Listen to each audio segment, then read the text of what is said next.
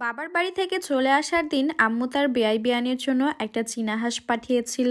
হুট করেই চলে আসার জন্য আম্মু হাঁসটা রান্না করে দিতে পারেনি, তাই গোটা হাঁসই দিয়ে দিয়েছিল। আসসালামু আলাইকুম এভরিওয়ান, সবাই কেমন আছেন? চীনা হাঁসের মাংস এই প্রথমবার আমি আমার বাবার বাড়ি যেয়ে খেয়েছিলাম। চীনা হাঁসের মাংস কখনোই সেভাবে খাওয়া হয়নি। আমি বাবার বাড়ি থেকে চলে আসার সময় আম্মু সবসময়ই কিছু না কিছু রান্না করে দেয়, তবে সেই দিন আমার গরুর বাছুরটা অসুস্থ থাকার কারণে আম্মুর মন মানসিকতা একদমই ভালো ছিল না, এই জন্য আম্মু আর রান্না করে দেয়নি, তো গোটা হাঁসই দিয়ে দিয়েছিল। বাসায় এনে এটা পরিষ্কার করে আমি মাটির চুলায় হাঁসের মাংসটা রান্না করেছিলাম। তবে আজকে হাঁসের মাংসটা নারিকেল দিয়ে রান্না করেছি। নারিকেল দিয়ে রান্না করলে কিন্তু হাঁসের মাংস আরো অনেক বেশি মজা লাগে খেতে। আর আপনাদের ভাইয়া আগেই বলে রেখেছিল হাঁসের মাংস রান্না করার সময় গোটা রসুন দিতে, আর আমাদের বাসায় সবাই গোটা রসুন খেতে অনেক পছন্দ করে, সবার জন্যই একটা একটা করে গোটা রসুনও দিয়ে দিয়েছি। আর নারিকেল দিয়ে আজকে অনেকদিন পরে হাঁসের মাংস রান্না করলাম। হাঁসের মাংসটা দুপুরেই রান্না করেছিলাম, আর রুটি দিয়ে কিন্তু হাঁসের মাংস খেতে অনেক ভালো লাগে। তো এখানে আমি কিছুটা ময়দা নিয়েছি আর কিছুটা চালের গুঁড়া নিয়ে নিলাম। চালের গুঁড়া দিয়ে রুটি বানালে কিন্তু খেতে বেশ মজা লাগে। আমার শ্বশুর আব্বু আবার প্রতিদিনই রাতের বেলা রুটি খায়, তো আজকে আমার শাশুড়ি মা রুটি বানিয়েছিল না, তাই ভাবলাম সবার জন্যই অল্প করে রুটি বানিয়ে নিই। অনেকদিন থেকে হাঁসের মাংস দিয়ে রুটি খাওয়া হয় না, আর চালের আটা দিয়ে রুটি বানালে কিন্তু রুটিগুলো আরো অনেক বেশি সাদা সাদা হয়, দেখতেও ভালো লাগে। আমি প্রথমেই ময়দা আর চালের গুঁড়াটা মিক্স করে নিয়েছিলাম, তারপরে গরম পানিটা যখন ফুটে এসেছে তার মধ্যে লবণ দিয়ে ময়দাগুলো দিয়ে নিলাম।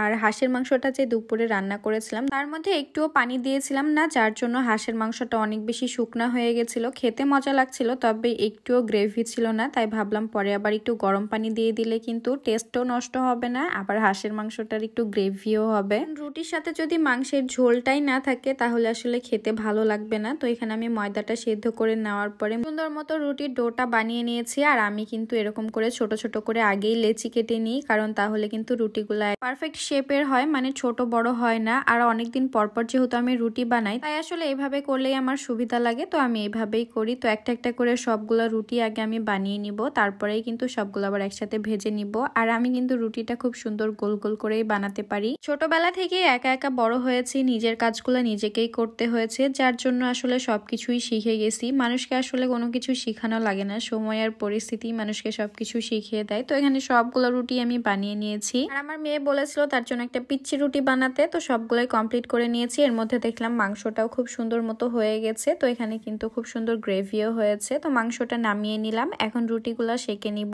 রুটিগুলা বানাতে আমার অনেকটাই সময় লেগেছে, ভাবছিলাম রুটিগুলো আবার ফুলবে কিনা, তো দেখলাম প্রত্যেকটা রুটি খুবই সুন্দর মতো ফুলে গেছে। আর এই পিচ্চি রুটিটা ছিল আমার মেয়ের জন্য। ছোটবেলায় আম্মুকে দেখতাম একটা রুটির উপর আরেকটা রুটি এইভাবে দিয়ে তুলে নিত, তাহলে নাকি আরেকটা রুটিও ফুলে ওঠে। তো আমিও সেই ট্রিক্সটা কাজে লাগাচ্ছিলাম। তবে আজকে রুটি বানিয়ে অনেক ভালো লেগেছে, কারণ প্রত্যেকটা রুটি সুন্দর সুন্দর সাদা হয়েছে আর ফুলে ফুলে উঠেছে। আর আমার শ্বশুর আব্বু কিন্তু আমার হাতের রান্না খুবই পছন্দ করে খেতে, তো এখন সবাই মিলে খাওয়া দাওয়া করবো। আর আজকের ভিডিওটার বেশি বড়ও করছি না, দেখা হয়ে যাচ্ছে নতুন কোনো ভিডিওতে। সবাই ভালো থাকবেন, আল্লাহ হাফেজ।